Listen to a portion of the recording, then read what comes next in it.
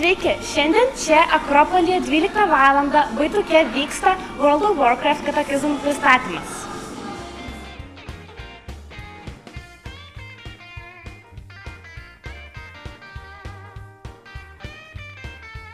Kiek laiko žaidžiate šį žaidimą? Apie 3 metus. Kodėl pradėjote jį žaisti? Draugas privertė. O kodėl nepritraukė kiti žaidimai? Kodėl būtent šitas? Nu nežinau, aš šiaip žaidžiau daug žaidimų, bet tai kai Warcraftą pradėjau žaisti, man jis kažkaip pradėjo traukti vis labiau, nes susipažinau su naujais žmonėm. Nu ir ten aplinka vis keičiasi.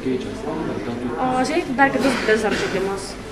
Žaidžiau StarCraftą, Diablo biškį, bet tai pagrindė Warcraftą.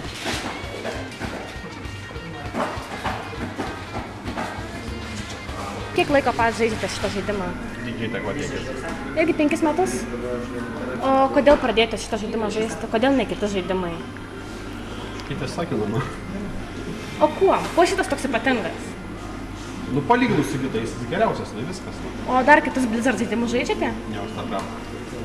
Antrą žaidžiate? Tai Ne, tai būna, kai kurie mano vienas pažįstamas, sakykime, antro labai nepripažįsta. Dar nemaučiais. Iš tikrųjų, aš juos palaikau ir nepalaikau, kiekvienam savo. Aš tą prasme, aš stebiu fotografiją, man įdomu kažkas fotografija. Jie nesuvėja.